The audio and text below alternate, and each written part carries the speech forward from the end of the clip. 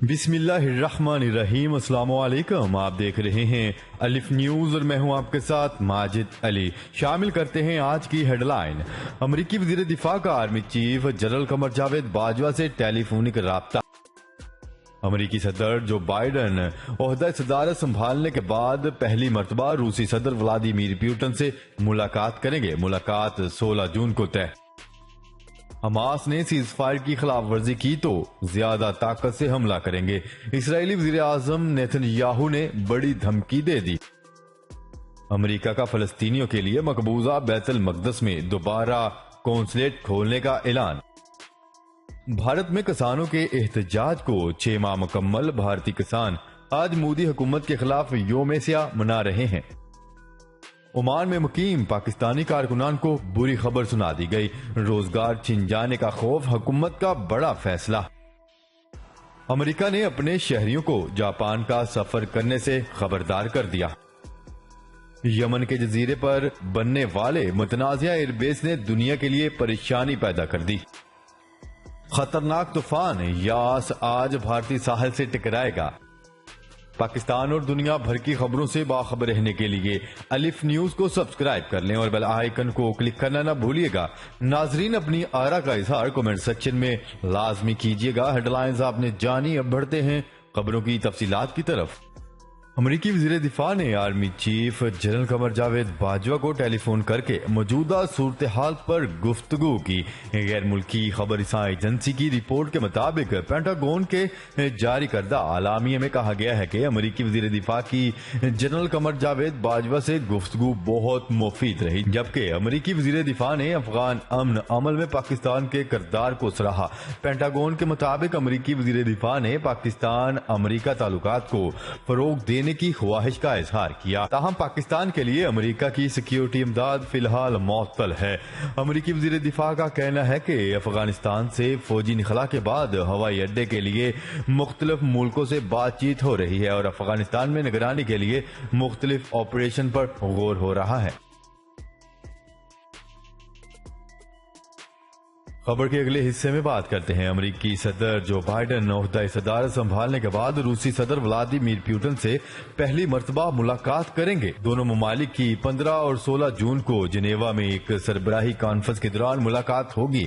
White house نے بتایا ہے کہ امریکی صدر جو بائیڈن اپنے روسی ہم منصب ولادیمیر پوٹن سے جنیوا میں اگلے ماہ ملاقات کریں گے۔ عہدہ صدارت سنبھالنے کے بعد سے یہ دونوں رہنماؤں کی سربراہی سطح پر پہلی ملاقات ہوگی۔ وائٹ ہاؤس کی پریس سیکرٹری جین سیکی نے بتایا ہے کہ دونوں رہنما دنیا کو درپیش متعدد مسائل پر تفصیلی تبادلہ خیال کریں گے اور امریکہ روس تعلقات کو بہتر اور مستحکم بنانے پر بھی تبادلہ خیال کیا جائے گا۔ وائٹ ہاؤس سے ڈونلڈ ٹرمپ کی رخصتی کے بعد سے ہی واشنگٹن اور ماسکو کے درمیان تعلقات کشیدہ ہیں۔ دونوں ملکوں کے درمیان اپوزیشن لیڈر الیکسی نوالنی کے قید اور Nord Stream 2 gas pipeline اور یوکرائن پر روس کے موقف جیسے امور پر اختلافات ہیں۔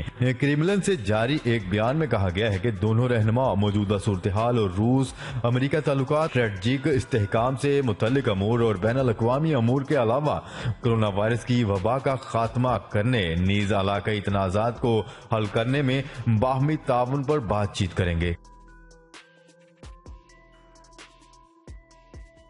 خبر کے اگلے حصے میں بات کرتے ہیں۔ اسرائیلی وزیر اعظم نیتن یاہو نے دھمکی دیتے ہوئے کہا ہے کہ اگر حماس نے سیز فائر کی خلاف ورزی کی تو پہلے کے مقابلے میں زیادہ طاقت سے حملہ کریں گے۔ عالمی خبر رساں ادارے کی رپورٹ کے مطابق اسرائیلی وزیر اعظم نیتن یاہو نے امریکی وزیر خارجہ اینتھونی بلنکن کے ساتھ مشترکہ پریس کانفرنس میں کہا ہے کہ حماس کی جنگ بندی کی خلاف ورزی پر سخت رد عمل دیں گے۔ وزیر اعظم نیتن یاہو نے مزید کہا ہے کہ اسرائیل حق کے دفاع کی حمایت کرنے پر امریکہ کا شکریہ ادا کرتے ہیں اور مستقبل میں بھی دونوں ممالک مل کر کام کرتے رہیں گے۔ اس موقع پر امریکی وزیر خارجہ کا کہنا تھا کہ غزہ میں تباہ ہونے والے علاقوں کی اثر نو مرمت کے لیے عالمی امداد فراہم کریں گے، تاہم اس بات کی بھی یقین دہانی کرواتے ہیں کہ اس امداد سے حماس کو کوئی تقویت نہیں ملے گی۔ واضح رہے کہ 14 دن کی جھڑپوں کے بعد اسرائیل اور حماس میں جنگ بندی پر اتفاق ہو گیا تھا، تاہم اس دوران غزہ پر اسرائیلی بمباری میں میں 248 فلسطینی شہید ہوئے تھے، جن میں 66 بچے بھی شامل ہیں، جبکہ حماس کے راکٹ حملوں میں 2 بچوں سمیت 12 اسرائیلی ہلاک ہوئے تھے۔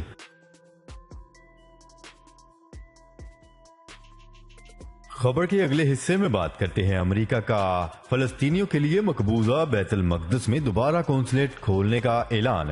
امریکی وزیر خارجہ اینتھونی بلنکن فلسطین کے دورے پر پہنچے، جہاں ان کی صدر محمود عباس اور اسرائیل کے وزیر اعظم نیتن یاہو سے ملاقاتیں ہوئیں۔ اینتھونی بلنکن نے فلسطینیوں کے لیے مقبوضہ بیت المقدس میں دوبارہ قونصلیٹ کھولنے کا اعلان کیا۔ امریکی وزیر خارجہ کی صدر محمود عباس سے ملاقات میں جنگ بندی اور فلسطین کی امداد سے متعلق امور زیر بحث آئے۔ انہوں نے فلسطین کو 7 کروڑ 50 لاکھ ڈالر امداد دینے کا بھی اعلان کیا، جبکہ یہ بھی کہا ہے کہ بیت المقدس میں امریکی قونصلیٹ دوبارہ کھولا جائے گا، جو سابق صدر ڈونلڈ ٹرمپ نے 2019 میں بند کروا دیا تھا۔ اینتھونی بلنکن نے اسرائیلی وزیر اعظم نیتن یاہو سے بھی ملاقات کی، جس میں سیز فائر کے ساتھ ساتھ ایرانی ایٹمی ڈیل کا معاملہ بھی زیر بحث آیا، جبکہ امریکی وزیر خارجہ کا کہنا تھا کہ واشنگٹن اسرائیل کے دفاع کے حق میں بھرپور حمایت کرتا ہے۔ اسرائیلی وزیر اعظم امریکی وزیر خارجہ کے ساتھ پریس کانفرنس میں بھی دھمکیاں دیتے رہے۔ نیتن یاہو نے کہا ہے کہ اگر جنگ بندی کی خلاف ورزی ہوئی تو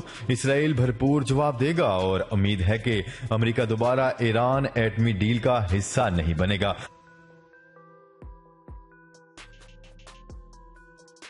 خبر کے اگلے حصے میں بات کرتے ہیں بھارت میں کسانوں کے احتجاج کو 6 ماہ مکمل ہو گئے۔ کاشتکار آج مودی حکومت کے خلاف یوم سیاہ منا رہے ہیں۔ کسانوں کے گھروں پر سیاہ پرچم لہرا دیا گیا۔ خواتین نے مودی سرکار کی آرتی جلانے کا بھی پلان بنا لیا۔ بھارت میں متنازع زرعی قوانین کے خلاف کسانوں کا احتجاج 6 ماہ سے مسلسل جاری ہے۔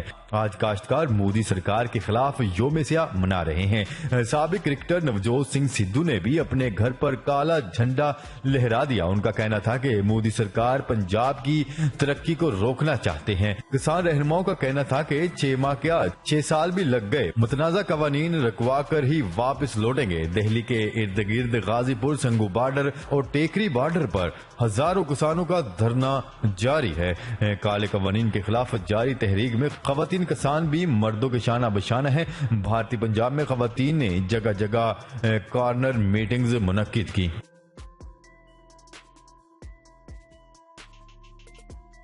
خبر کے اگلے حصے میں بات کرتے ہیں سعودی عرب کی جانب سے مقامی افراد کو ملازمتیں دینے کی پالیسی کے نتیجے میں گزشتہ 3 سالوں کے دوران 10 لاکھ سے زائد غیر ملکیوں کی نوکریاں ختم ہو چکی ہیں، جن میں پاکستانی بھی لاکھوں کی گنتی میں ہیں، جبکہ عمان بھی اسی پالیسی پر عمل کرنے جا رہا ہے۔ اس حوالے سے عمانی وزارت محنت نے بتایا ہے کہ عمان کے نجی اور سرکاری دونوں شعبوں میں اپنے شہریوں کو ملازمت دینے کی لیبر پالیسی کے نتیجے میں گزشتہ 1 سال کے دوران غیر ملکی کارکنان میں کمی واقع ہوئی ہے۔ نیوز رپورٹ کے مطابق وزارت محنت کے ایک اعلیٰ عہدیدار نے بتایا ہے کہ وزارت کی جانب سے عمومی اور سرکاری شعبوں کے لیے عمانی شہریوں کو ملازمتیں فراہم کرنا وزارت محنت کی کوششوں کا حصہ ہے۔ واضح ہے کہ گزشتہ 12 ماہ کے عرصے کے دوران تقریباً 2,18,000 غیر ملکی کارکنان خلیجی ملک عمان سے واپس چلے گئے ہیں۔ ان میں سے زیادہ تر عمان میں اپنے شہریوں کے لیے لیبر قوت میں اضافے کے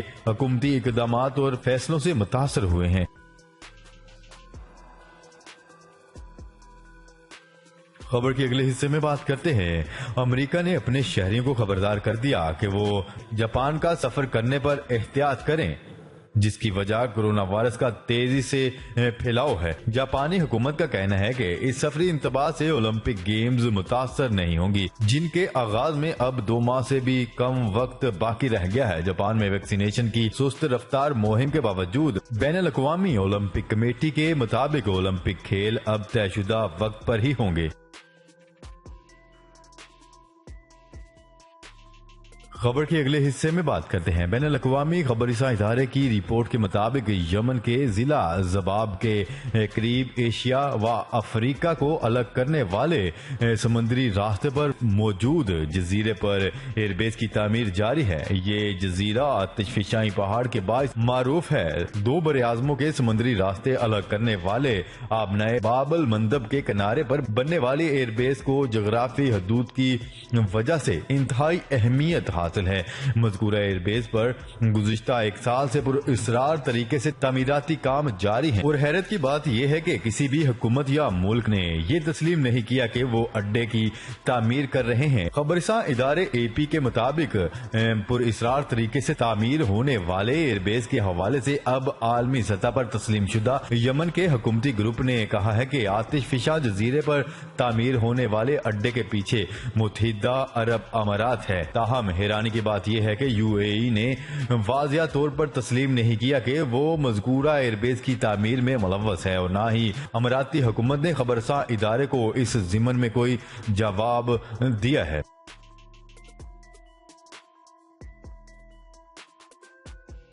خبر کی اگلے اور آخری حصے میں بات کرتے ہیں۔ بھارت کو ایک اور طوفان یاس سے شدید خطرات لاحق ہیں جو آج ساحلی علاقے سے ٹکرائے گا۔ مغربی بنگال، جھارکھنڈ اور شمالی اڑیسہ میں طوفانی ہواؤں کی شدت میں اضافہ ہو گیا۔ مغربی بنگال میں بجلی لگنے سے 2 افراد ہلاک اور 80 کے قریب مکانات تباہ ہو گئے۔ ساحلی علاقے کے 12 لاکھ سے زائد شہری محفوظ مقامات پر منتقل ہو گئے ہیں۔ بھارتی محکمہ موسمیات کے مطابق خلیج بنگال میں کم دباؤ کی وجہ سے طوفان یاس کے خطرناک گردابی طوفان میں تبدیل ہونے کے امکانات ہیں۔ بھارتی ساحل کے قریب اٹھنے والا طوفان خطرناک صورتحال اختیار کر سکتا ہے۔ طوفان کے دوران یہ بھی خطرہ ہے کہ سمندر کی لہریں 20 فٹ تک اوپر اٹھیں گی جو بہت زیادہ نقصان کا باعث بن سکتی ہیں، اس لیے ماہی گیروں کو سمندر میں داخل ہونے سے روک دیا گیا ہے۔ محکمہ موسمیات کا کہنا ہے کہ سمندری طوفان یاس کے اثرات پاکستان تک نہیں آئیں گے اور یہ طوفان کراچی کی سمندری ہوائیں معطل کرنے کا بھی باعث نہیں بنے گا۔ جی تو ناظرین، آج کے لیے اتنا ہی۔ مزید خبریں لے کر بہت جلد آپ کی خدمت میں حاضر ہوں گے، تب تک کے لیے اپنا خیال رکھیے گا۔ اللہ نگہبان۔ پاکستان زندہ باد، پاکستان آرمی پائندہ باد۔